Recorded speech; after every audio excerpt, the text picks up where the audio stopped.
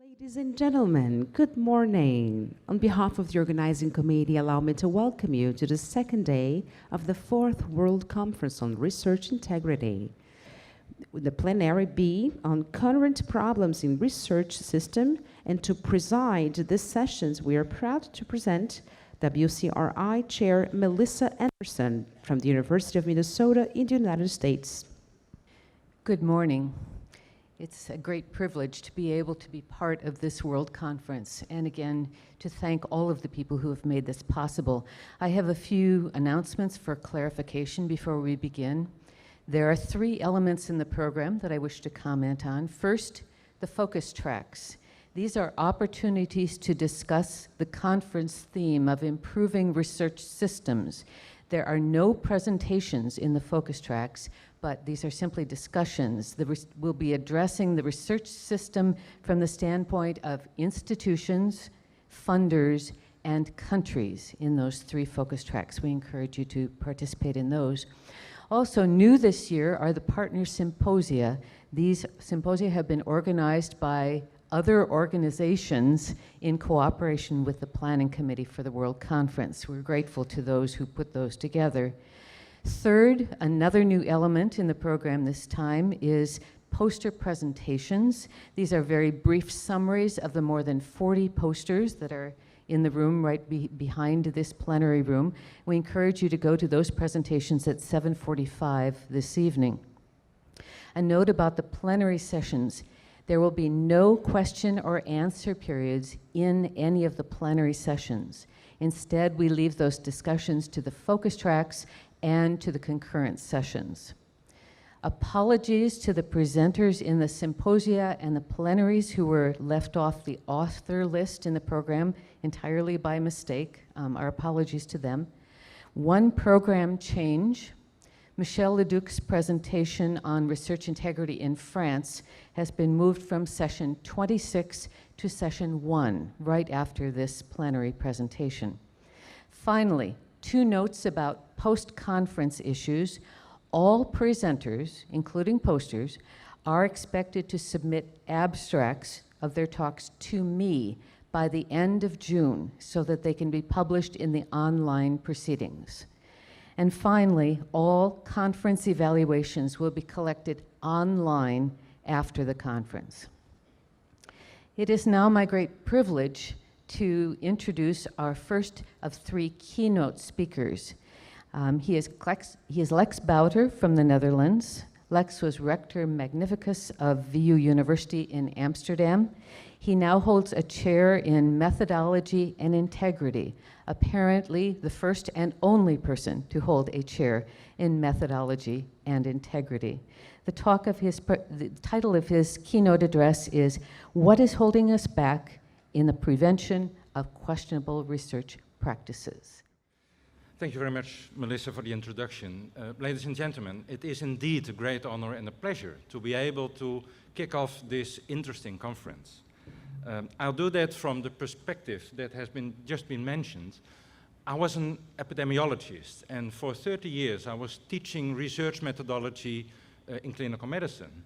And only recently I discovered that I was in the business of preventing questionable research practices, because many of these practical research practices are in the domain of methodology. And also as a rector and a vice chair of the Medical Ethics Committee of the Netherlands, I came across instances of research integrity breaches. What I'll try to do today is discuss with you what does most harm. And I will argue that probably when you look at the aggregate level, questionable research practices, sloppy science that is, are much more important than research misconduct, like we know in the classical forms of FFP, fabrication, falsification, and plagiarism.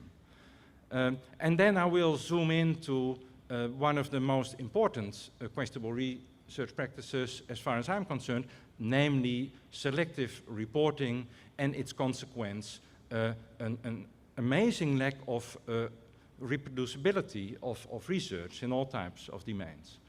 And then I will end with a plea for more transparency, not as the magic bullet, but as a set of solutions that we may use to remedy the situation. So that is the agenda and the menu of the thing. This is interesting.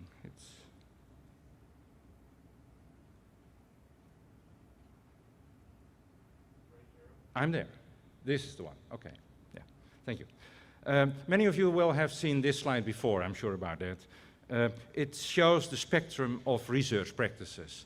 And in the upper half, you see how it should be done. It should be relevant, your research, it should be valid, it should be reproducible, and also efficient.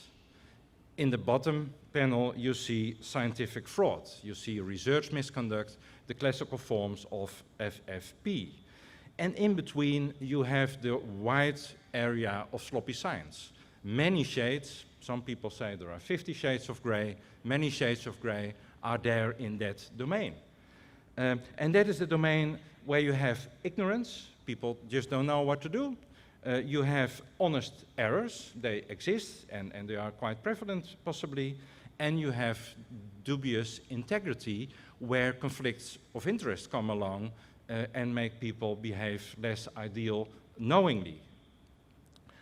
When I first read falsification, I was puzzled. To me, falsification is a good thing. Karl Popper recommended to try to falsify your theories. But then again, Karl Popper did not recommend to change numbers in your data set and to leave out a few. So that's the type of falsification we're talking about, not the Popperian type of falsification. This is data you've seen before probably as well. It's coming from the well-known systematic review of Daniele Fanelli, summarizing 21 surveys on the issue of self-reported questionable research practices and research misconduct.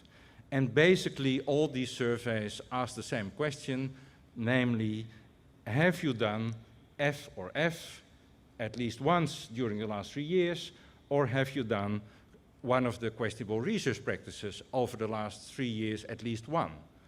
And then when you average these numbers, you get a 2% estimate for research misconduct and a 34 estimate of questionable research practices. And to my view, this is probably an underestimation because it's self-reported. There is no way to check whether it's true or not. And my guess would be it is an underestimation. And incidentally, last year there was another survey among professors of economy, and they admitted F and F for 4% and questionable research practices for 94%. Now what do you think? Are economists less honest in their research, or are they more honest in their reporting about what they do? I asked my economical friends, and they did not agree on this. And I don't know. Looking at this type of data, a few of us wondered how we should rank all these different items of questionable research practices and of forms of research misconduct. And we made a whole list of these items. We have 60 of them coming from all these surveys, coming from the literature, coming from other stuff. And what we did is we sent out a web-based survey to you, to a selection of the people participating in this conference, and we tried to tease out how to rank these items. And tonight, we will have a discussion in a work group with the people participating in the survey, and then we'll go in more depth. But for now, I will show you only a few slides showing how we ranked them. And this is what we asked to these 59 experts, of whom 60% responded. For each item, they should say, how often will this misbehavior occur? What do you think? Is it very rarely, regularly, often, or very often? And if it occurs, how large will its impact be on the validity of knowledge? And that could be negligible, that's a difficult word for me, small, medium, large, or enormous. And when you want to look at the aggregate level, we did a multiplication. We did a multiplication of the answers, the mean of frequency and the mean of impact on truth. And this is what you get. This is only the top 5. We have a top 60, of course, but this is only the top 5. Far above the other items stands not publishing a valid negative study. The second one, let your beliefs and convictions influence conclusions. The third one, not report replication problems. 4 is conceal research that contradicts your earlier findings or your convictions. And the last one, keep inadequate notes of research processes. For most of you, this is very recognizable.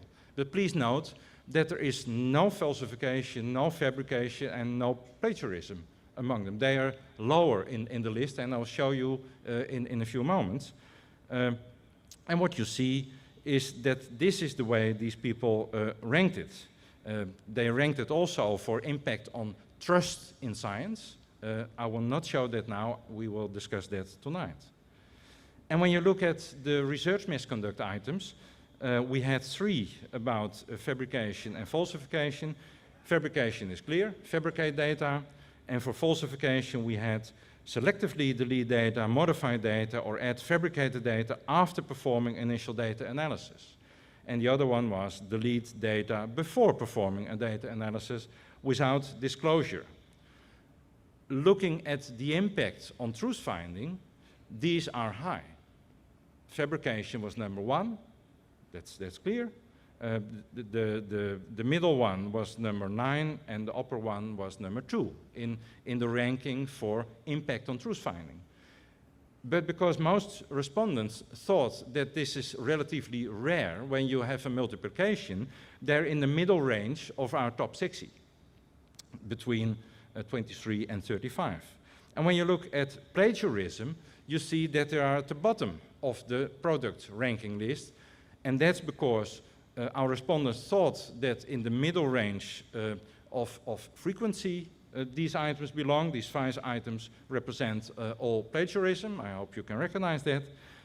But when you do the multiplication, the impact was at the bottom of the list. They end quite near the bottom of the list as well. So this survey suggested, indeed, that when you look on the aggregate level, questionable research practices, and most of them are selective reporting, are high on our priority list. And when you start thinking about what are the determinants, what are the causes of these types of misbehavior, my honest answer would be, we don't know. There is an amazing lack of research, solid research being done about that. But there are some ideas, of course, and there is some evidence available. And my summary would be that there are 3 groups of factors which are important. One is on the system level, one is on the level of the culture of research group, and one is on the level of the individual. Examples of factors on the system level are publication pressure. That can be enormous. And one of my colleagues, Juri Tijding, he will present his work later on this conference, investigated publication pressure among medical faculties. And we were amazed how high the publication pressure there is. Another one is hyper-competition. In my country, like in many other countries, the hit rate of a grant application is much less than 10% nowadays. And this is a serious stress factor for investigators, of course. And then when you talk to criminologists, they typically say, well, listen, in your system, you have a very low risk of getting caught. You have very high rewards for misbehavior. And when you are caught, the punishment is uncertain and you may get away with it. So they advocate to be more strict on that perspective. And when you look at the culture level, we have still many wrong role models around. There is insufficient mentoring, very important item. There is, in many places, insufficient education in responsible conduct of research, and also we have no clear guidance. Young investigators complain to me often, it's not so clear what we are supposed to do. Where can I find this? Which are the rules of this new game I'm learning? And they're not specified on the level of standard operating procedures in most research environments, which is important, I believe. And then looking at the individual, individuals are very, especially clever people and creative people, are very good at justifying their misbehavior. Very good at it. And they have their conflict of interest, of course. Their own interest being not the interest automatically of truth-finding, of doing valid research. And then they have different moral attitudes, and of course there are personality traits that may be connected to misbehavior as well. When we move into the issue of selective reporting, it's a similar slide. There is not much research that underlines this slide, but there is some evidence for it. And we know, of course, quite well that positive results are popular. In fact, over the last few years, in many disciplines, the proportion of positive rates, of positive results, increased to almost 100% in some fields. And that's, of course, sensible, because when you have positive results, it's more easy to be published, you will be cited more, and you will get more media attention. And having these three things helps you to get the next grant and may help you to get tenure as well. So they're popular results, that's what you really want. And these questionable research practices, most of them can really help you to get a positive result, which then, of course, is a false positive result, but they can really help you. And your own conflict of interest or the sponsor interest may urge you to bend and twist the things a little bit, to engage in questionable research practices to get a positive result out of your research. This is the way how it might work. And for some of these arrows, there is some evidence, and other arrows, it's only speculation, so I must be careful with that. Selective reporting comes into forms, basically. Not reporting your study at all, we call that publication bias. And the other form is more subtle, that is only reporting a little bit of it. Like in a clinical trial, you have 2 primary outcomes and 5 secondary outcomes, and you publish only 2 outcomes, which are among the secondary outcomes, and forget about the rest. This is selective reporting within a study. And that leads to flawed systematic reviews. When you try to summarize what is there out in the literature, you have a flawed picture of the whole thing, and it also leads to low replication rates, of course. That is important. And I'm really amazed how strong these things can be. And I'll give you one example. There are many more about lack of replication. This comes from Nature, paper of 2 years ago, and it's dealing with oncological research on animals. And it's just before a new entity in chemotherapeutic, it's typically, is being used in humans. And these were 53 top studies, high impact journals, a lot of citations, all positives, surprise, surprise. These were famous studies, and this group tried to replicate them. And they tried to replicate them in another laboratory, and if needed, they went to the original laboratory and they worked together with the original investigators just to do the same study and to replicate it. And the shocking thing was that only 10%, 6 of the 53, they were successful in replication. Only 10%. And this is typically, there is a review about that, in many areas, that's somewhere between 10 and 20%. That's the typical hit rate when you try a replication. Isn't this awful? Isn't this a lot of waste of resources? What you get is also an ethical situation, because many of these studies led to a first immense study, a phase 1 clinical trial, based on not a solid ground, based on a false positive research, because that's the reason replication is so difficult. It's not easy to replicate a false positive finding when you try it. It's really difficult. And in my field of clinical medicine, over the last few years, you have seen an interesting movement focusing on this issue, how to avoid waste in the production of research evidence.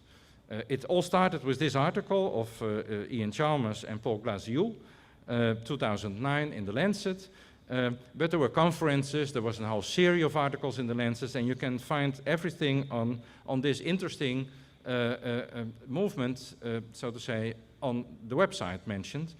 And what is intriguing to me is that they reframed questionable research practices as research waste.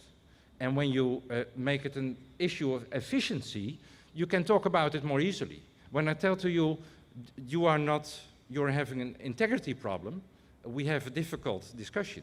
You become quite defensive. But when I say to you, now listen, this can be done more efficient. Can I maybe help you? You may be open to ideas I put on the table. And that's exactly what this movement does. It goes like this. They say, well, many studies don't answer a relevant question. And if they don't, it's a wasted study. The second thing is, many studies, they have an improper methodology. And if they do, it's waste. Many studies are not published in full. And if they're not published, there's nothing there. So it's waste.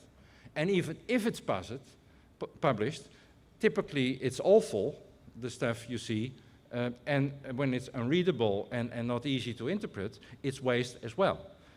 And the calculation in this article was that maybe 85% is waste. And that may be an exaggeration. I'm sure it will be an exaggeration. But even when it would be 30 or 40 or 50%, it would be awful, wouldn't it? Now, and in clinical medicine, especially in clinical trials, people try to remedy this. And they did this by having an obligation to register a study before its start. And in the years down the line, there became also recommendations to upload the protocol of the study before it starts, and to upload other stuff like data and the reports and the publications of the study to make it transparent and to make it controllable and replicable. That was one thing, and the other thing was a movement that led to a better quality of reporting. And I've seen on the program that the Equator Network has a symposium also today. I recommend you to go there because it's really interesting. On the website they now have 270 guidelines for good reporting of research, all type of stuff in the clinical medical domain, I should say, 270. And you even have now guidelines how to make a guideline for reporting. And we are waiting for guidelines for that, of course. Would be the case. And another thing is that it is important that we also look at the old stuff. Because when you, from now, will have all the data in the open, there is still a lot of the iceberg below the surface. And the old trial movement helps us to identify that stuff, to put it on websites, to make the data available, and it's a very, very valuable movement. And I mentioned the website is there. Now this is a good example for, I believe, for other disciplines within biomedicine and outside biomedicine, but I must warn you that there is also some sad news. The rate of adoption is quite slow. Only 50% of the trials that are registered are published within 3 years after ending of data collection, and only 50% of the published trials are findable in one of these registers. So there is room for improvement. And also the open data movement is gaining momentum quite slowly, I should say. Recently there was an interesting article with almost 50 recommendations for different stakeholders how to improve this situation. And also to move on to other forms of clinical and preclinical research and move on to other disciplines. And let me move on to my plea for transparency. And now I'm becoming a little bit idealistic. This is my ideal. My ideal is that all study protocols should be published prospectively and be publicly available. And not only the study protocols, ook the log of data collection, the laboratory journals, if you like. And also the data analysis plan, of course, before the data are analyzed.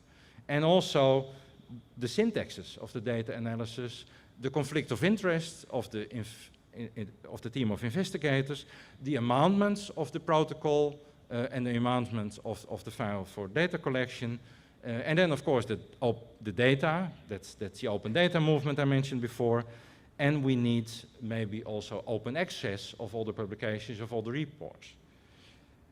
This is my ideal, and you might say, dream away. One of my colleagues, Gerrit de Riet, will present later on during this conference a method that might work to have this in place and to use it this way. And let me emphasize the motives for this plea for transparency. It helps, and I've said that before, in the identification of publication and reporting bias, of course. And it may help in the identification of other questionable research practices. And then the third reason is that it may help in replication when the data and all the information of the study is there available. You can replicate the data analysis, like people said they did. You can do a different data analysis because you think that it's the better one. And even you can start collecting new data with the protocol and look whether you can replicate the study with new subjects in it. These are the three forms of replication. And then, of course, you can reuse the data for other purposes, to answer other questions, to do it in a pooled meta-analysis, for instance, and so forth. Now, again, this is idealistic. I admit to that. And there are, of course, some conditions for that. We need adequate skills, we need the right systems, we need good facilities, and they're not yet there in all places, of course. It sounds reasonable to give the primary investigators some months, and maybe a year or a year and a half, of embargo, to give them the time to do their own tricks with the data before other investigators walk away with them. When other people use them, you need a system for realistic acknowledgement, and maybe you should offer the original collectors of the data also an opportunity to participate when you are reusing the data. And then again, and this is an important one, I have no time to dwell on that one, you need guarantees of breaches of privacy and also guarantees that your data and your protocols being there vulnerable out in the open will not be misused. And there are examples of that, of course. And then again, when other people are using your data, they have to work according to the same rules of transparency, of course. They have to submit the protocol first, then look at the data in a way they specified before, and so on and so forth. Now, how can we do all this?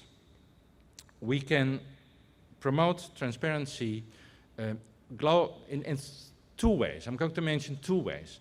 One is redesign the reward system. Think cleverly and think closely about the reward system. It is the case in most countries, and also in my country, that prestige and tenure for scientists depends on three things: number of publication, number of citations, and number of euros or dollars of grants you received. That is a spectrum. People say different things, but this is what is important. And this together might be a perverse incentive. Having spectacular results, which are positive, of course, really helps. So there is pressure from that direction in the system, and maybe a bit too much pressure. And we maybe should broaden the criteria which are rewarded. For instance, also reward a publication of protocols. You should have investigator points, kind of air miles for that as well. And also, when you have a negative result published, maybe you should get a bonus for that in your investigator miles. And we may be willing to reward data sharing, because that's really important. And replication. When your stuff is being replicated by another group, you get a reward for that. That would be sensible. And John Ioannidis, together with a colleague, He recently, last autumn, in JAMA, he presented an interesting idea how to broaden the reward criteria. And he called that the PQRST system, productivity, quality of the work, which is different in different disciplines, of course, but it can be operationalized, reproducibility, when it is replicated, you get points for that. When you share your data, you get points for that. And when it is used, the stuff you did, somewhere, in society or in medicine or in social engineering or whatever. And in this interesting article, he also explains how this could be done in a relatively easy way. So that's a really nice example, I think, but there are others there. And the second way we can promote transparency is, let me say, by nudging or by force. The funders, they do have a lot of power. And also the review boards for animal research and human research, they have a lot of powers. And the journals, they have a lot of powers. In my ideal world, you would only get permission to conduct a study when you promise to be transparent in the way we have been explaining before. And also, funders could make this a condition for the last payment of the grant of your study, easily. And they could also make it a condition that your penultimate study was out in the open, fully transparent, before you can send in a new grant application. Easy. And then the journals, they could also say, we would love to publish this paper, but only when you show us that you apply the rules of transparency we think which are important. And there are, of course, many more things we can do. It's very important, and most of you will agree probably, that education and responsible conduct of research is taken seriously in our institutions. And also that we take quality care serious.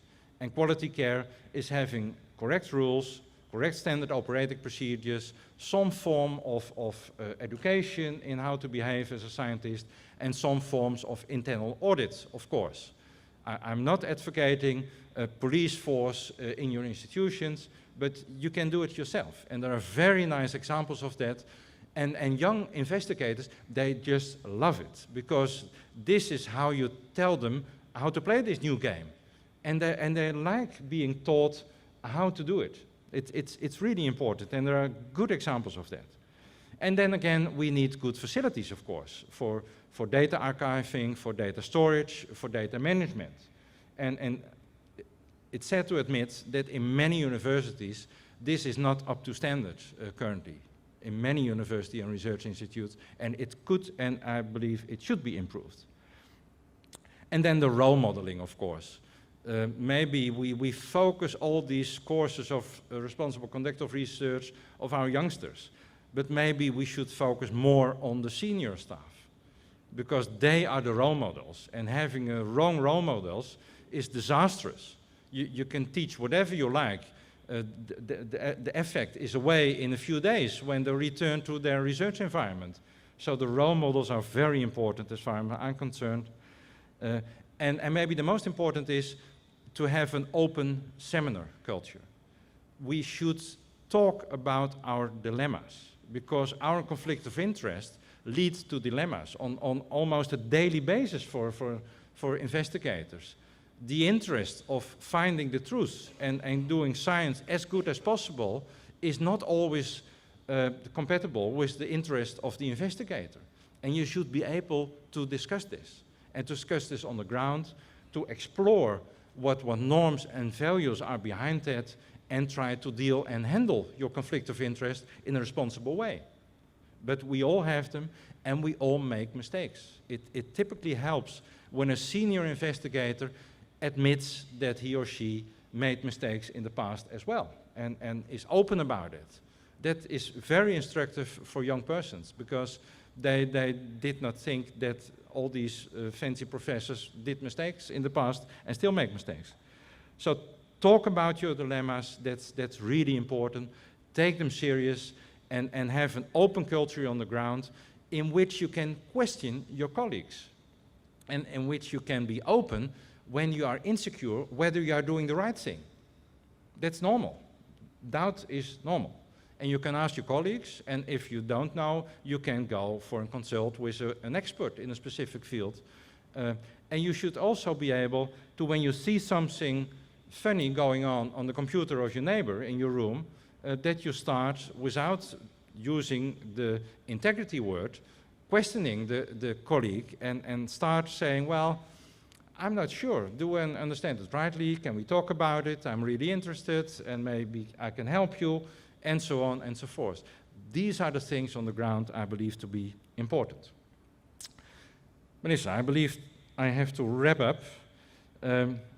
Just a few conclusions. One is, I hope that I made clear that, in my view, sloppy science is a larger evil than research misconduct when you look on the aggregate level. I'm not saying that we should ignore research misconduct, of course. Let me be clear about that.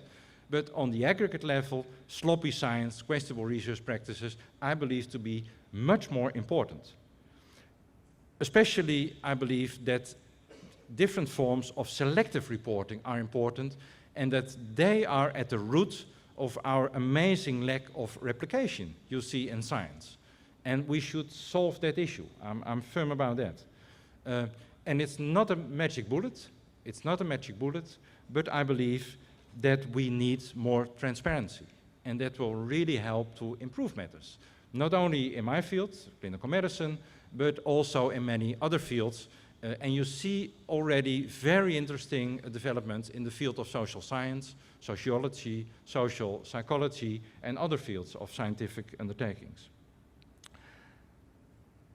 To come back to the title of my presentation, my belief is that it is a multi-variable thing. We have risk factors on the system level, we have risk factors on the cultural level, and we have risk factors on the individual level.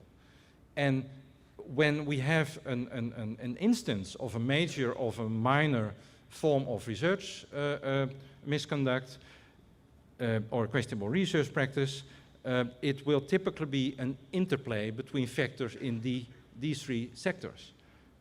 When you have a high publication pressure, most people can resist it. But some people can not resist it, especially when they are in a results culture where there is no good mentoring available. So these factors interact, and they can make them each other stronger, sadly. But it's multivariable, this thing. And finally, I believe we said, we should conclude that we should look at the system and specifically the reward part of the system, and that can be solved, but we should do that together. Because when you try to do that on your own, in one institution, in one university, that's not going to work, because the game is international, the game of science, and we have to do it together, the same things. But the signs are promising. Many people are saying the same things nowadays. That's promising and clear. And also, finally, I believe we should really face our dilemmas, be open about it, discuss them, admit that we made mistakes in the past, and we try to do better this time. And it's a difficult undertaking doing science, so making errors is normal. But make the same error all the time, that's not normal anymore, because you have to do better then. Now finally, I believe that we are looking forward to a very interesting conference, but I'm not sure we will solve all problems in the next 3 days. And for that purpose, we already thought about organizing the next conference in Amsterdam. Please leave a few problems open for Amsterdam, and I very much look forward to seeing you there. Thank you for your attention. Thank you very much, Professor Bouter, for setting us off with such an thoughtful and provocative keynote address.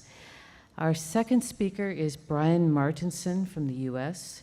He is Senior Research Investigator with Health Partners Institute for Education and Research, and core investigator at the Minneapolis, Minnesota Veterans Health Affairs Center for Chronic Disease Outcomes Research. The title of his presentation is An Ecosystemic Lens on Research Integrity. Brian. Bonjour a todos. Bonjour. Bom dia. Pardeo. Now falo português.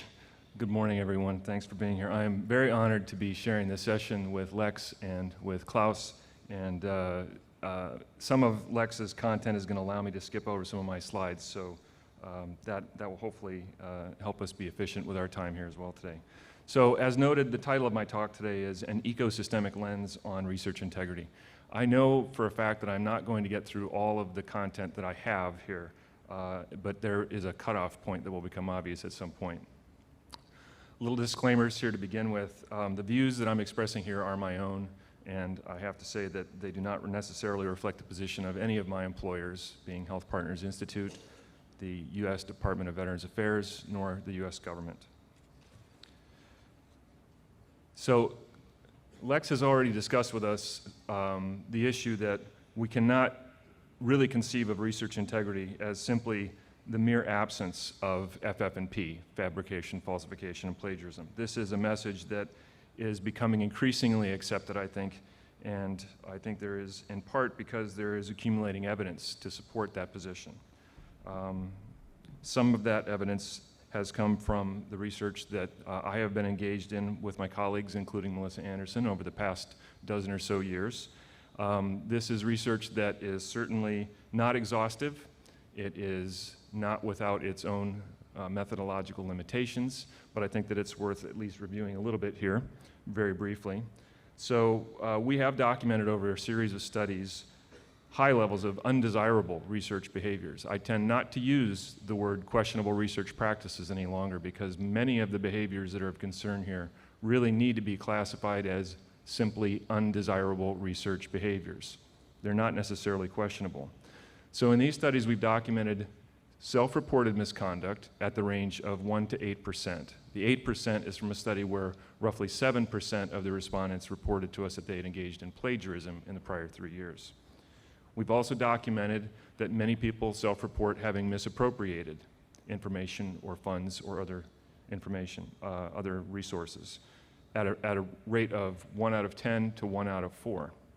Similarly, we've seen people self-reporting circumventing US federal regulations at a rate of about 1 out of 5. So I'm not going to belabor this any further, but I think one of the other points that goes along with this is that not all of the behaviors of concern here have to do with intentional deceit. We certainly have plenty of cases where intentional misrepresentation, intentional making up of data is in fact the problem, but there are a lot of other behaviors that do not have that same characteristic to them. And I think this is important for a number of reasons. So most recently, in a sample of roughly 1,000 academic faculty and postdocs at 40 of the top tier academic medical centers in the United States, we've documented a substantial prevalence of behaviors that aren't intentional deceit, but still represent failures to adhere to good scientific practice along the lines that Lex has just sort of identified for us. So in that study, we defined a variable that we call neglect, that represents having engaged in one or more of the following 4 behaviors within the last 3 years. Inadequate record keeping of research, inadequate monitoring of research, cutting corners in a hurry to complete a project, or circumventing or ignoring materials handling requirements. And in this sample of very elite institutions and faculty, we found close to 47% who reported to us that they had engaged in at least one of these behaviors in the prior 3 years. And among those who reported any, more than half reported that they had engaged in 2 of the 4, and nearly a quarter reported that they had engaged in at least 3 of those 4 in the prior 3 years. That suggests not isolated incidents, but potential patterns of sloppiness in science and neglect, as we've seen documented by Begley and Ellis. So the reason I think this is important is because it suggests that the causes of these behaviors may be different than the causes of intentional deceit. And that means also that if the antecedents are different, we need to think about different responses to prevention and different responses to how we handle these situations when the behaviors are discovered. So Lex has offered us a nice gradation of these behaviors and his taxonomy is one I'm looking forward very much to speaking with him about further this evening in the session, and the discussions there I think are going to be very, very interesting. Other people have offered similar kinds of structures of ranges of behaviors that are of concern. Nylena and Simonson offered one that was sort of epidemiological in its nature. I'm going to offer a different one here that has essentially 3 dimensions. And the 3 dimensions here map out what is sort of a 3-dimensional state space, if you will, of the behaviors that we need to be concerned about and thinking about. So on the x-axis here, we have the intentionality, or what the criminologists would call the mens rea, the mental state of the person behaving, ranging from the intentional at one end to reckless to negligent to error at the other extreme. On the y-axis, we have a dimension of how far a given behavior departs from an expectation, a norm, something that's expected of us to do. So behaviors that are very far from the expected norm would be seen to be more egregious than behaviors that are less so. And then on the third axis, I think we can there's some debate or discussion about this, but I think that you can consider what criminologists might call aggravating or mitigating circumstances. So you can ask the question, is this behavior understandable or in any way defensible based on the circumstances under which it occurred? So that 3-dimensional space maps out, and the bar that I've shown here is the kind of typical headline news when someone falsifies their data and claims that they've engaged in a survey that they haven't done. That makes headline news, right, Ivan? So this is the kind of behavior that we see there. But what about behavior here, in this part of the state space? Or behavior that may fall here? Or even here? The kinds of responses that are required, depending on where you're in that state space, are going to be quite different, and they're nuanced. And our conversations need to be similarly nuanced. So now I want to turn my attention to some systemic factors, and Lex has already alluded to this. I am not going to really discuss the individual in this. I follow Lex's thinking about this in terms of that these are multifactorial issues. There are multiple levels that can affect people's behavior, but we've certainly got other people like Yuri who are doing nice work looking at the individual level, so I won't speak to that. I'll let Yuri do that later today. I'm going to talk a little bit about systemic factors, and I'm not going to be exhaustive here. There's no way to be exhaustive in this kind of time. But I do want to talk about some of the things that I think are relatively important. I think Lex has already alluded to some of them as well, and others have identified as being important. So to put a human face on this issue, I'd like to spend just a few minutes discussing a case of misconduct that occurred at my own alma mater, the University of Wisconsin-Madison, which I think nicely illustrates some of the incentives and disincentives that are at play and are of concern here. I became aware of this case through a 2008 publication entitled Can of Worms that was published in the On Wisconsin Alumni magazine. So just a sketch outline of the specifics of this case before we take a look at a storyboard of it. So at the time, at UW-Madison, there was a lab that was studying the genetics of sex determination in the nematode worm C. elegans. There was a tenure-track faculty member named Elizabeth Goodwin who was accused by her graduate students, 2 of them in particular, who were in her lab, of misrepresenting findings in applications that she had made to the National Institutes of Health for funding. These allegations led to a university inquiry and ultimately to Goodwin's resignation in 2006. There was an Office of Research Integrity investigation that ultimately led to a finding of misconduct. She was not given a jail sentence, but she was given probation, made to pay some restitution, and she was barred from obtaining federal research funding for several years. In essence, this ended her career. The last I knew of her, she was running a farm for horses in New England in the United States. So among the other things that I learned from that On Wisconsin article that I read was a very interesting database existed called Wormbase. So a somewhat unique resource here that's been developed and used by those in the field of C. elegans research, primarily to keep track of what all of the investigators have learned about the organism they're studying, right? So it's a very interesting and a very useful example of transparency and sharing of data in a very effective way. Just within the last week or so, I've learned that there are now other databases like this, one called NeuroTree and one called PsychTree, which I was not aware of, but that may have some of the same kind of data. So I'm looking forward to exploring that when I get back from the conference. Because one of the other interesting things about this database is that it not only tracks what they know about the organisms, but it tracks what they know about the researchers themselves to some extent. So here, I have gone in and done a search of the database for one of the founding fathers of this field of research, Sidney Brenner. And so you can learn a lot about the people from the worm-based database. You can learn about their labs, you can learn about their publications, where they're publishing and when. And for my purposes here, I was most interested in the fact that you can learn about some lineage information about the teachers and the students. And so you can learn about who each generation is teaching and mentoring in terms of the graduate students and the postdocs that they have produced over the course of their career. So I've used that information to put together a little bit of a storyboard that I now have to jump to. Bear with me for just a moment, please.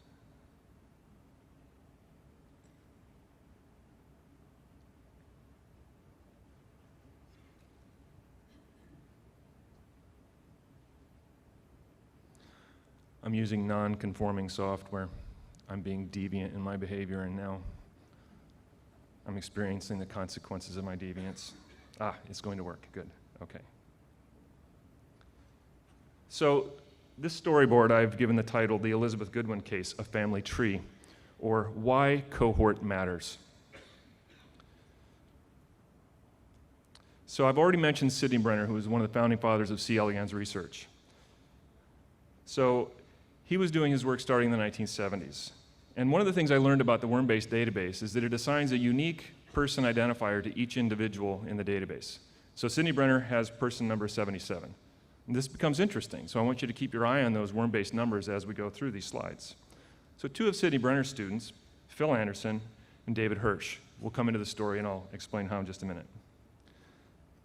So David Hirsch is worm-based person 259. And he trained Judith Kimball, who is worm-based person 320. And Judith Kimball was, in fact, the mentor for Elizabeth Goodwin, the person involved in the misconduct case that I just sort of laid out.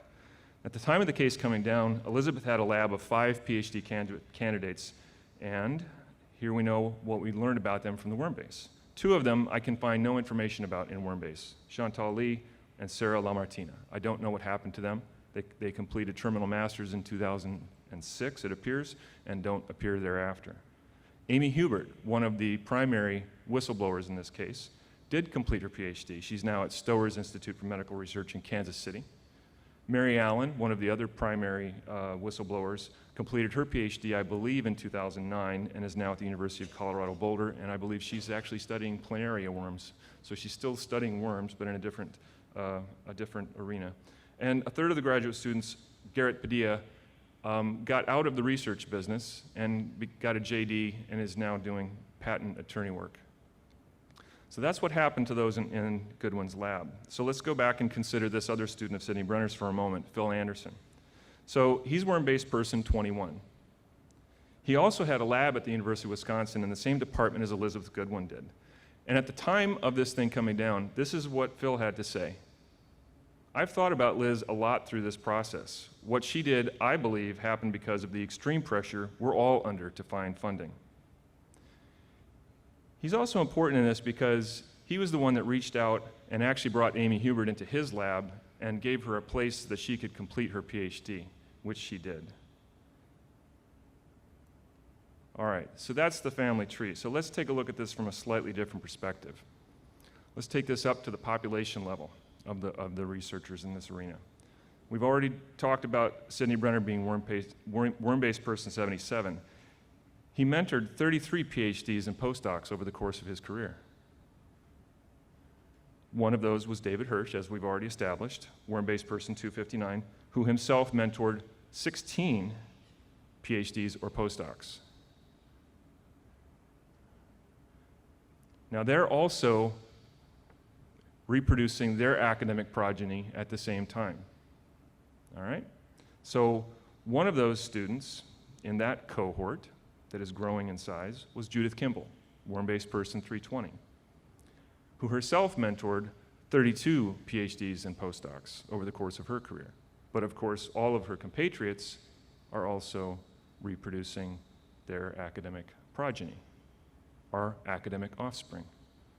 One of those was Elizabeth Goodwin, as we've established, worm-based person 213, who now, within this arena of research, is competing with roughly 3 times 10 to the second other worm-based persons. Now, not all of these people are still publishing. The last publication I saw from Brenner was in about 2003, but many, many, many of these other people continue to do work in this field of study. And what about those students in Goodwin's lab? Oops, wrong direction. Okay, so Elizabeth was competing with, say, 300 people in her field of study, roughly 300 green parrots. It's tropical, why not? So what about those students? Amy Hubert, worm-based person 3,474. And Mary Allen, when I asked her a couple of years ago about this, didn't even know what her worm-based number was, so I looked it up for her. She's worm-based person 4,673. So these students are now competing for resources, for positions, for page space, for everything else, with roughly 4 times 10 to the third worm-based persons. That's 3 orders of magnitude of growth in this field of research in roughly 40 years. That's a lot of peeps. So this is Nathan Kiefitz, who was one of the founding fathers in my field of training, demography. And he had this to say at a talk he gave at the University of Minnesota in 1983. Only long afterwards did it occur to any of us, myself included, even the demographers, that in the stationary condition to which every system must ultimately converge, each scholar can have one student who will take up his work. That is one successor during the course of his entire career. Not one per year, but one per 30 or more years. I find that a very striking statement coming from a demographer. Okay, so now let's see if I can get back to my presentation proper.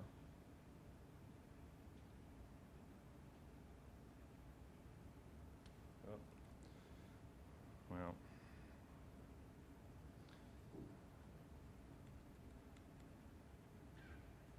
Sorry. Okay. So, we've looked at this one field of worm research, but let's not just take it out on them. Let's look at this at the larger system level. So over the past 3 decades, this is some data that was recently published in a 2014 publication of the National Science Foundation of the United States. And I apologize, the data that I have are all from the US. And at the same time, I think that some of the conditions and the things that we're looking at here are not unique to the US experience. And I do hope that other countries that are ascending in the science marketplace can learn from some of the things that we've had to experience within the US. So over the past 3 decades in the US, science, engineering, and health graduate student populations have grown at a rate of roughly 1.8% annually, close to 2% compound average growth rate. Over the same period, a population of postdoctoral appointees has grown at roughly 3.9% annually. This is at a time when the US population was hovering at about 1% annual growth rate. Okay, so we've had growth in the size of the population of graduate students and postdocs. Over roughly that same period, among those holding doctorates in these fields employed in academic settings, the ratio of faculty to other positions, postdoctoral, research scientists, research associates, et cetera, has declined dramatically. So for those who were 1 to 3 years out from completing their doctorate, and that is the blue line here on this graph, the ratio of faculty to postdocs in academia fell below unity in the early 1990s. And by the late 1990s, this had fallen close to unity even among those out 4 to 7 years from their doctorate. So continued growth in numbers of PhDs being produced, combined with the declining ratio of those PhDs obtaining faculty appointments versus other appointments in academic settings, signals to me declining academic career prospects and increasing competition for resources. An increasing proportion of academic researchers are finding themselves in tenuous and often tenureless positions. So this past year, some very eminent scientists published an article in the Proceedings of the National Academy of Science entitled Rescuing U.S. Biomedical Research from Its Systemic Flaws. And in that article, they argued that the long-held but erroneous assumption of never-ending rapid growth in biomedical science has created an unsustainable, hyper-competitive environment, making it difficult for seasoned investigators to produce their best work. They also had some comments about what the impacts were on juniors. I'll come back to that momentarily. Now, in 2008, and here's where I'm going to try to tie together how the large system effects here make their way into the individual's behavior, right? So this is where we have to go to other fields of study. So in social psychology, in 2008, social psychologists Scott Rick and George Lowenstein gave a definition of hypercompetition as a visceral state that can lead a person to take actions he or she would normally deem to be unacceptable, all right? Now, there's similarly out of social psychology the work of Kahneman and Tversky from the late 1970s and early 1980s on prospect theory, in which they've documented and demonstrated roughly a dozen different cognitive biases that can all be shown to be at play in influencing human decision-making, making it not strictly rational. So let me note just one of these biases here that they call loss aversion. So loss aversion suggests that individuals' motivation to avoid a loss is much stronger typically than their motivation to obtain a gain of a similar magnitude. In addition, it is also thought that when someone has experienced a loss in a certain domain of their life, they are in a loss frame of mind. And once you're in a loss frame of mind, further losses become less salient to you. So when you're losing at gambling, putting another bet on the table becomes less of a problem for you. Some people can think of it in terms of the phrase, well, I've got nothing left to lose, right? So these are potentially how some of these mechanisms and pressures from the larger system can find their way into individuals' behavior. So I would argue that we've overestimated primarily the importance of avarice or greed in our understanding of undesirable behavior in science, and we've underestimated the importance of fear as a motivating factor. Fear of losing out on having a chosen career, fear of losing one's funding or lab, fear of not being able to continue to support one's graduate students, all of these can lead to undesirable research-related behaviors. And if we worry that they may lead some people into major transgressions, we should also be very concerned that they can lead other people into the lesser transgressions and the sloppy science to which Lex has already referred us. So again, about a week ago, I learned of a very interesting organization called futureofresearch.org, which I encourage you to go and take a look at. This is essentially a confederation of concerned graduate students, postdocs, and they convened a workshop not long ago in which they published the results of in an article, an open source, open access article, F1000 Research. This is from their abstract. In the experience of the organizers of the workshop, their current hyper-competitive environment stunts scientific curiosity and productivity, breeds fabrication and carelessness in the publication of data, leads to a waste of valuable resources, all points that Lex has already made as well. So this has been discussed recently by Mary Devereaux as Stephen Kerr back in the Academy of Management I'm not getting the name of the journal correct, but this was an article that he originally published in '75 that was recently reissued in 1994, not so recently, I guess, but called On the Folly of Hoping for A While Rewarding B. So what Mary Devereaux says about this is the predicament facing ethics in the responsible conduct of science is that we have failed to address this gap between the normative ideals of science and science's institutional reward system. The real threat to ethical conduct in science lies here, in this tension between the existing reward systems and the norms of science. Fred Grinnell also focused our attention on suggesting that we should think about misbehavior in the frame of conflicts of interest, noting that if even a $5,000 financial interest might bias the design, conduct, or reporting of research, how much more of a risk of bias will we be in play when what is at stake is ongoing funding of short-term research grants on which a researcher's salary and job depend. Grinnell also noted a 1960 report from the U.S. President's Science Advisory Committee, of which I was not aware, that recommended a doubling of the number of academic centers of excellence in the U.S. and increased federal support to increase the size of university faculties. It's amazing to me. No matter how much we have for resources, doubling what we've got is always the right answer, right?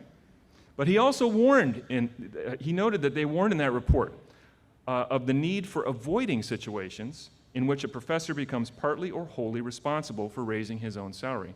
But increasingly, these kinds of soft money positions, I am required to raise 90% of my salary in my positions, and I have been throughout my entire career. I do not have tenure. I never will.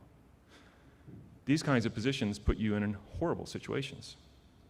So, I've talked about the systemic factors. I would like to talk about the institutional factors, but I don't think I have a lot of time left. So I'll just make one note here about this 2002 Institute of Medicine report called Integrity in Scientific Research, Creating an Environment that Promotes Responsible Conduct.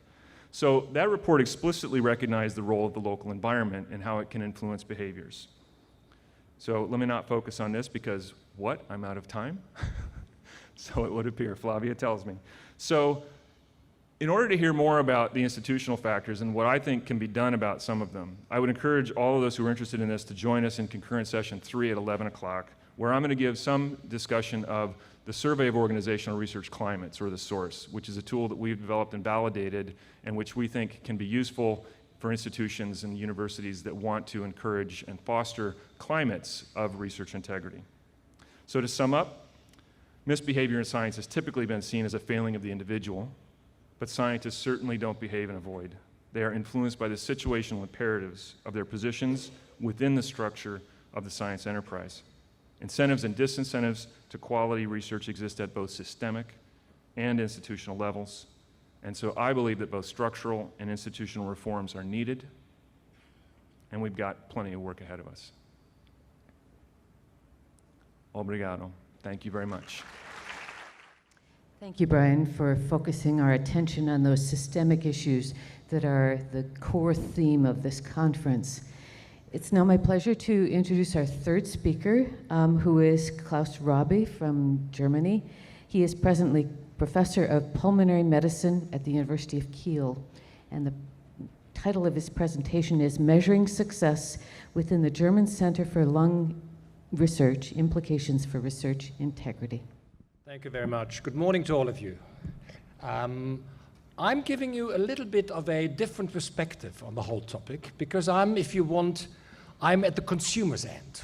I'm a person that works in that research environment and the structure that has been alluding to, and I don't have to convince you that obviously research integrity is an integral part of what researchers do, what people do that actually work in that area. And I, as a person having been in research for more than 30 years, that had to organize research of a chair of medicine in the very Netherlands we heard the first talk about, very close to Amsterdam, and now running a research institution with a known group, has been faced with something that I want to talk to you about. I want to talk to you about research networks, big ones. And the reason why I'm trying to do this is because I'm, if you want, the first great witness of it. It sort of changed a lot of the way we had to organize research and some of the incentives and all the problems, how research organization in larger networks will have to function. And the reason why I think it is pertinent from a European perspective, if I may say so, I'm coming from a research background where the European community is increasingly organizing research in large networks. We are requested to work and function into these systems. And there are much more now national incentives and national activities, namely in Germany and in other countries as well, that will change the landscape and our responsibility, if you want, how to report, how to measure, and how to safeguard how research is being done. And one of the reasons why I think this fits very much and very well in the scheme that we've heard today, we heard about the institutional level, we heard about the systems level about this, but I also do believe that research integrity has to do with swarm intelligence. I think it grows much faster where people are individualized and isolated. And if you want, to some extent, and I will come back to this at the very end, I do believe the research networks have the chance to better control research environments if we safeguard this and if we learn by example how to do this. So I'm obviously sort of coming from a research network in the north of Germany, so I traveled 12 hours tonight to get here at 5:30. Don't be worried, I'm awake and I'm going back tonight. I have conflicts, obviously, and I think sort of that is appropriate to tell you about this. I'm a director of the German Center for Lung Research, which is if you want, an esoteric position. I tried to organize this. They supported me, however, to come here. We receive funding, obviously, in the network that is federal funding. And the German Center for Lung Research that I'm talking about is a funded research network in the area of 80 million euros for a period of 4 years. So we're not talking peanuts. We're talking about something which, in my experience, has been one of the biggest research organizations I've ever worked for. We are now renewing our grants to yet again get another 80 million euros for the next 4 years.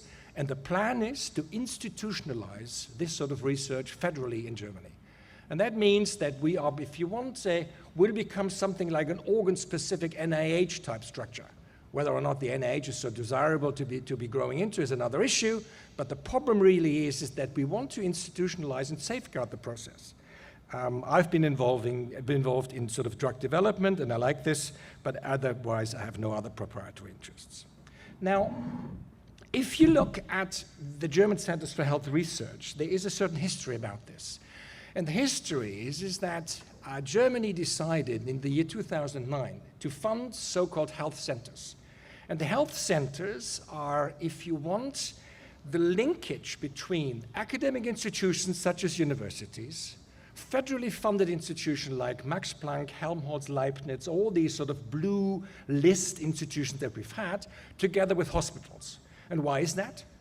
The hospitals see the patients that other people should care for. The institutions have the abstract knowledge but no patient availabilities. And the universities in Germany are extremely heterogeneous constructs between top research, medical care, and community hospitals to some extent. So they have been extremely heterogeneous. So the idea was to fund something and to found something which will address, if you want, common diseases with the aspect of being the translational institutions in the country and playing a leading role in Europe. For that, the budget for this has been 320 million euros for all healthcare centers. This works if the economy is doing okay. This is very difficult to actually materialize in other systems. We understand that.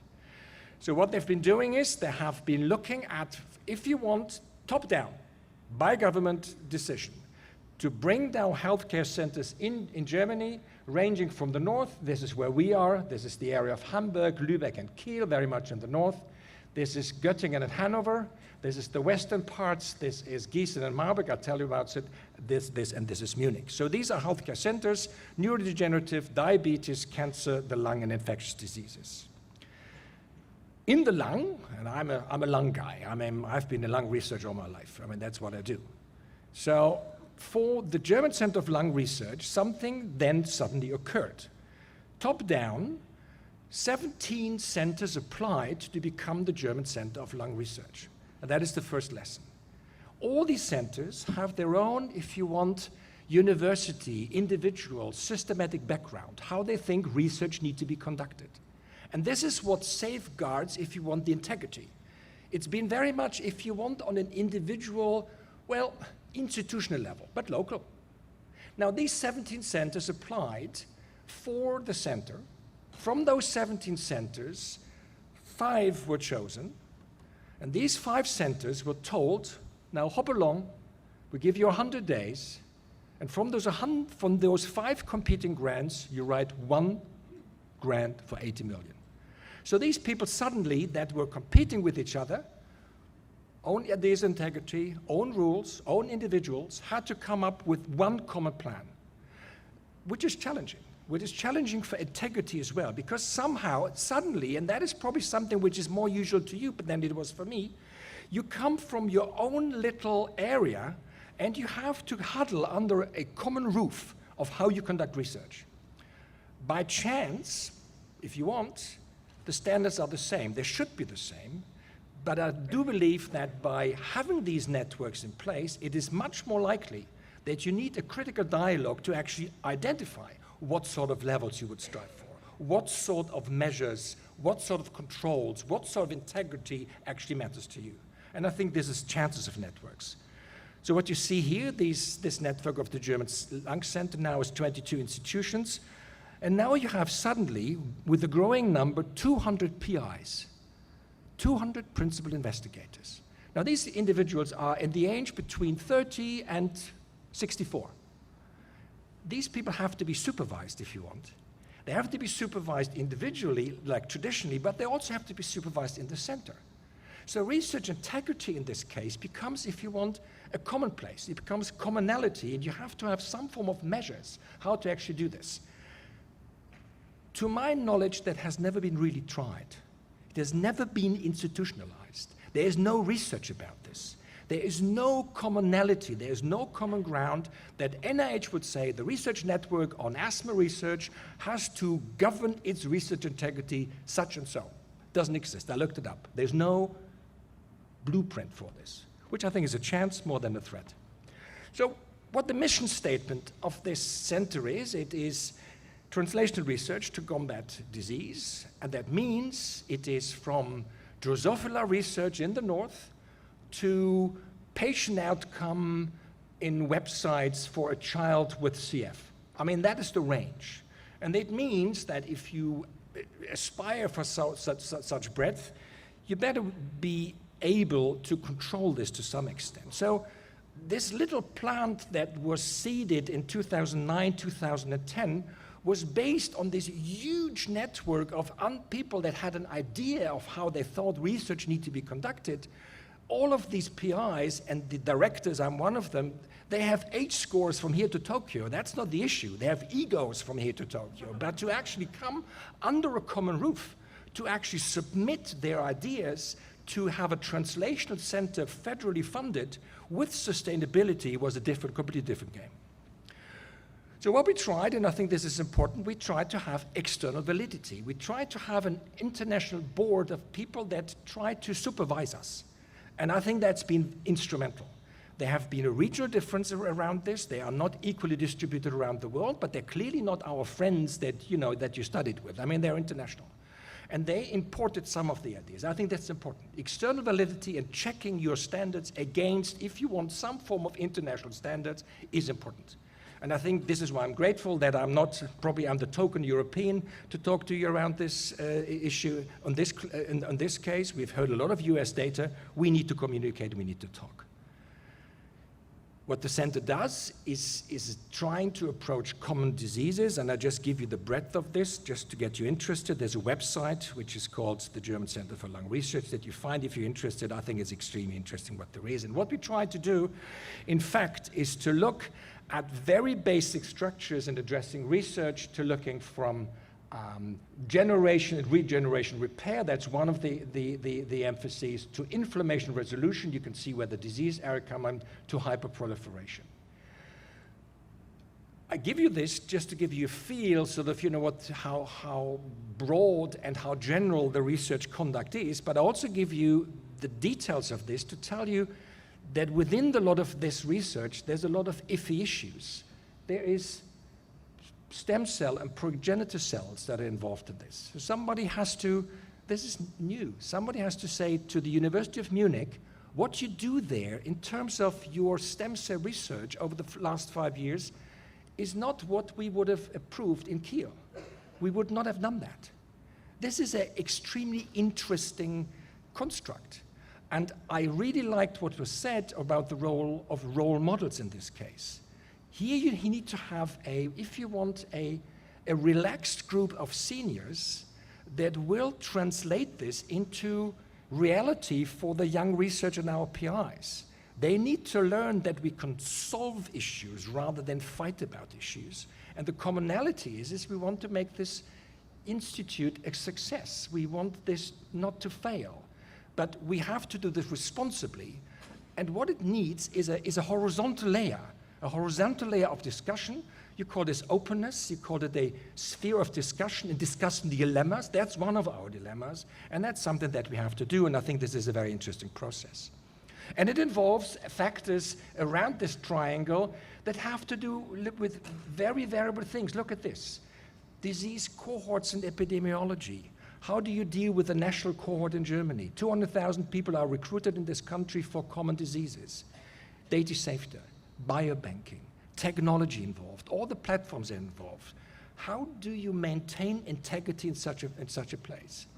The reason why I like to talk to you about this is, amongst other things also, that through this process, we at universities had to understand and have understood how diverse the problem is that we actually would have to manage on a daily basis, and we didn't. Because they were fragmented. They came in small bits and pieces. They became very low in our priority because it was not big enough. Once you have the breadth of 4 other research universities back, and 22 institutions and 200 plus PIs that they want an answer why this ethics committee on their trial is not sort of getting the answer to something like this, the dynamics of this change. So networking in this case, I think, is helpful. It helps research integrity quite a lot. What we also have is we have to build an infrastructure. And the infrastructure is something, for example, if you do this on a national basis, it's a biobank. To have the legislation in place between the federal states in a country like Germany with 80 million people, to have the rules and regulation in place whether a biopsy sample of a child could go under what condition, in what biobank, accessible to whom, under what legalities, with what ethical conduct, with what use and contract, if you want, is a mind-boggling experience. And it tells you that it is extremely complex to solve. The argument is, the only way to solve this is through large research networks. It's the only way to do this. And if you ever want to come up to a federal plan to do something like this, like biobanking, it will never happen to a single university. It will not happen. It will not be transparent, it will not be solving any dilemmas, and it will be open to any sort of individual fraud that the swarm intelligence, I hope, will overcome. The next point is commitment to training and outreach, and I think this is one of the most important points. Within the German Center, we have a large incentive on education. It's a postgraduate school. It's a school that trains individuals, and it makes people eligible for a PI position by voting of the directorship. It is standards that are being sort of, if you want, communicated twice a year through large meetings. And it is something that is in the generation of a new generation of researchers that we hope we will try to educate in the sense how cooperativity and ethics could work. Co-facilities I will jump over. The next point I think is pivotal and is important for research integrity for networks is the fact that we are asked federally, and which is correct, to communicate with other disease areas. So that's the DZL is the German Center for Lung Research. The upper left you see the heart and the vascular disease area. You see the area for cancer and infectious diseases. So what have been tried is not only in health centers to have longitudinally or horizontally communicating within the discipline. This is a federal aspect that touches upon all sorts of disease areas, from infectious diseases to cancer to pediatrics to chronic diseases. And I think that's the other thing that's important. And thirdly, there's a contract in place that we're abiding to the rules of the German Research Society, which is the federal institution that rules and regulates how research can be conducted. So there's a network in place, and there is some form of conformity. And I think this is needed for something like this, which I believe also is one of the reasons and one of the conditions for integrity in research and integrity in conducting this research. Now, if you look at the, if you want, the mission statement of this whole construct is that it is translational research, it is complementary in the focuses, it has a complementary institutional background, all the issues that they gave you. So the baseline conditions for this to be successful, in a true sense, are actually given, and there's ample money around this. So what about research integrity? We thought everything is fine, so there's the birds in the lung, everything can work. But then we are faced with the fact, how do we measure whether we are successful? What is it? What is it? When do you call this a success? Because I can tell you, we talked about publications. This network produced in the first 4 years, 1,050 publications. So you can say that's a lot, or it's the wrong publication, or who governs this. So measuring success of networks like this is not so easy, and there is no blueprint for this. So measuring integrity, if you want, there's also no blueprint for it. Sort of how do you actually do this? So what we did is we tried to formulate metrics for translational research, and how do you measure success of this? And we think you need to have some form, and I think this is extremely important. To be integer in what you do, you have to formulate what you try to achieve. Otherwise, you don't know whether you deviate from the norm that we've heard. The norm would be you comply to a contract, that's what we want to achieve, and this is our common goal. So one of the common goals has been obviously experimental models. We've just said, you know, what is the achievements that you want to do? We want targets. That's something, achieving them would be a measure of success. Self-given. The NIH hasn't published anything like that. ENSERM hasn't done that in France. Nobody has done that, sort of how you do this. In fact, the NIH came back to us and said, that's very interesting, maybe you should do the same thing. We thought it would be good as an incentive to investigate and sort of establish clinical programs.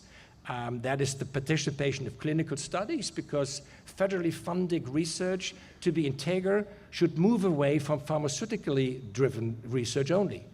The bias that we talked about, the publication bias, yes, lies in the researcher, but it also lies in the journals. Journals don't publish negative results as much. There's very good literature about this.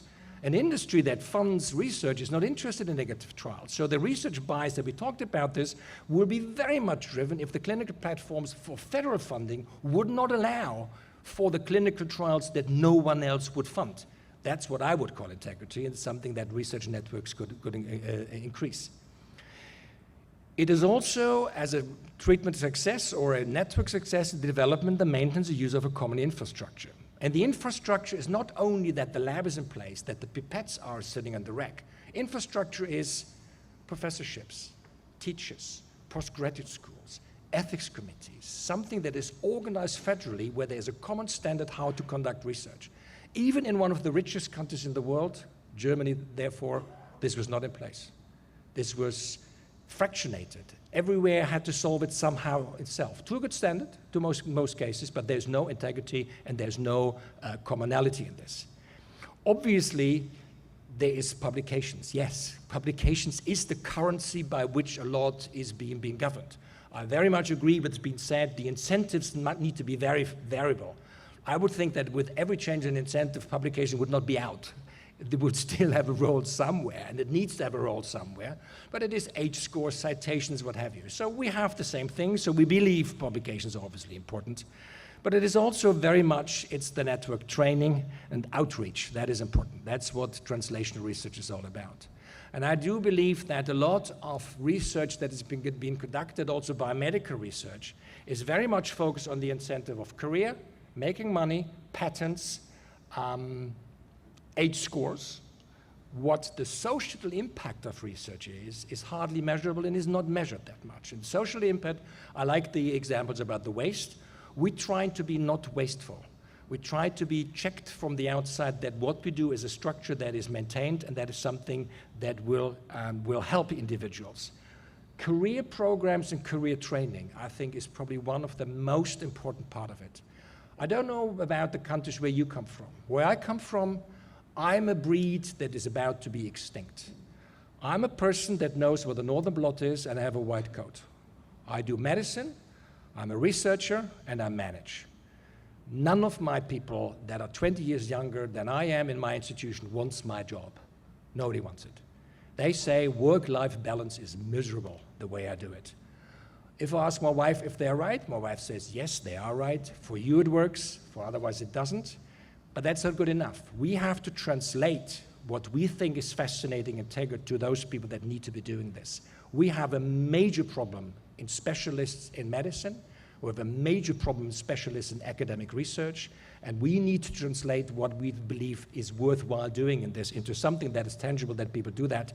Networks can do that. Education can do that. And if we don't educate our young people, we can close this shop because nobody wants to do it anymore.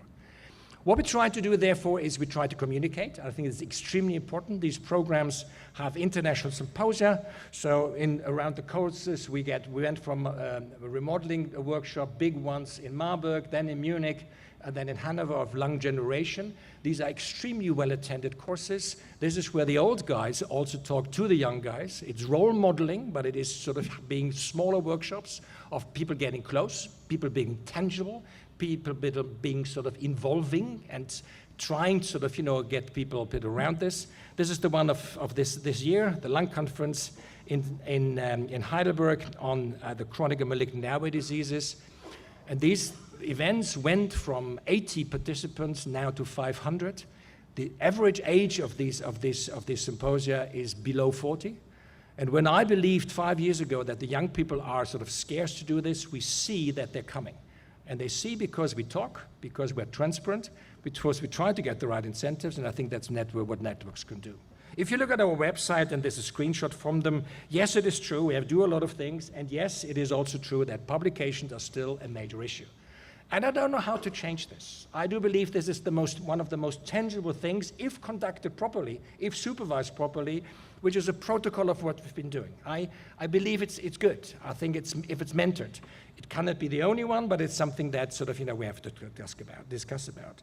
So, I don't know what's right or wrong in integrity in that. I don't know what the good side and the bad side of this is. I only can tell you that I believe that once we've addressed in this section the need and the problems of research integrity, I would make a plea for larger networks and people that are role models can play a role to actually educate and make things better. And what I would think, which is a personal summary of where I believe we're going, I honestly believe, and that is not my Teutonic genes, I believe there's an urgent need for rules.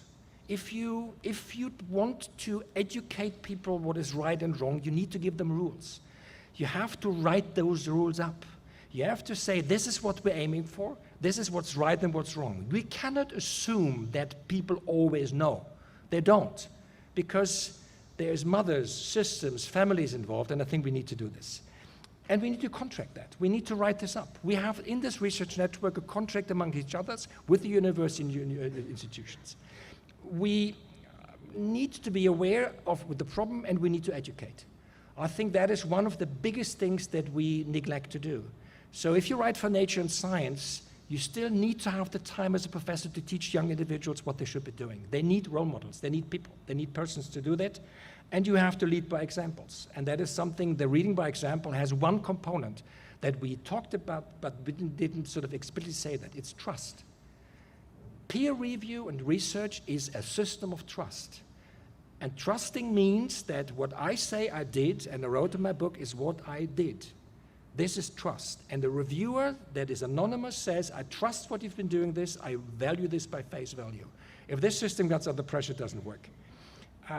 I do believe that we have a societal role. Networks need to pay back the tax money that goes into that. Those 80 million, we need to get back to the community. It's for the children, for the elderly, for people that are patients. And I think that's a societal role that science, integral science, need to be aware of, so it's a social science to a large extent.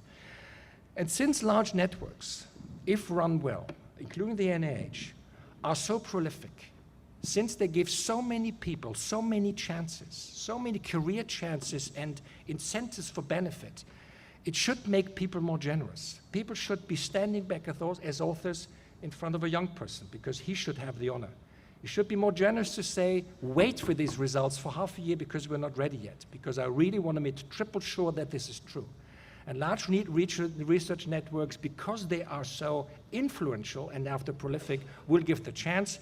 And with this plea and plaidoyer, I thank you very much for your kind attention.